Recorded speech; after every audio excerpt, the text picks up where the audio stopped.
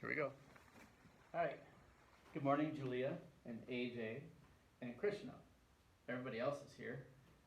Hopefully we'll see you on Monday. All right, so here's our lesson for today. Everybody here is very excited. Yay! They're very excited. In fact, you can see all of them are just yep, say hello. Hello, Xander. Say hello. All right, there we go. I better make sure that this is on the screen now.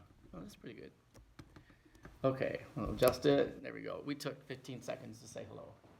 Okay, so we're going to look at today is perfect squares and the difference of two squares. Perfect squares just means that we have a binomial that's squared. So this would be equal to, we learned this before, but sometimes it doesn't hurt to do it again. It means x plus 3 times x plus 3. All right, you guys out there, what would I do now? How many times am I going to distribute? 4 times. Okay, Kaylee, go. So x times x? Yeah, x times x. Is x to the what? Second. Good. Okay. And then Charlotte, x times 3? Good.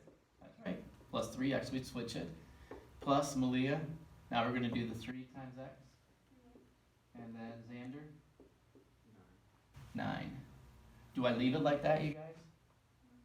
Don't. I need to add the 3x and 3x, and so the final answer is x squared plus 6x plus 9. So when you do perfect squares, you're always going to have, this is called a middle term. Why is that called a middle term?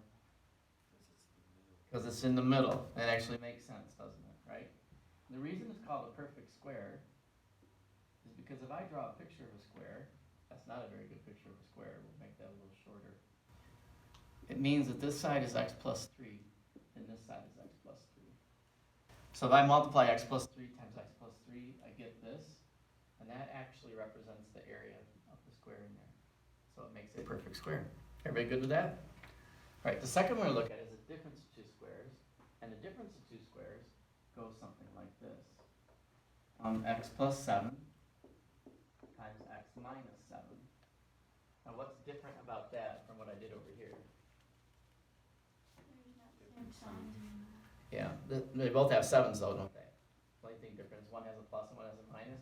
Okay, go ahead you guys and multiply that together. And I'm going to give you a second to do that on your own.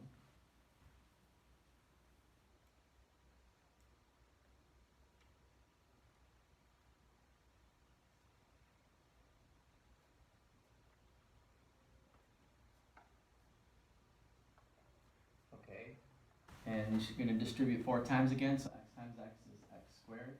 X times negative 7 is negative 7x. 7 times x is plus 7x. 7 times negative 7 is minus 49.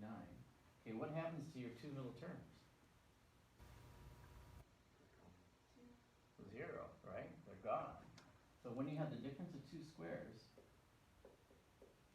you just end up with the first one and the last one. That happens every single time when you have the difference of two squares. The middle terms knock each other out. Okay? So that's the deal on that. And that's why this is called the difference of two squares, is because the x squared would be x by x, and minus, that would be a square that would be 7 by 7. So that's where that name comes from, just so you see it. Okay, you guys, so you need to work on the assignment I gave you yesterday, and I'm going to give you a little bit new today. And hopefully we'll see you on Monday. Happy Thursday. Bye. Bye. Everybody say goodbye. Bye. Goodbye. Charlotte?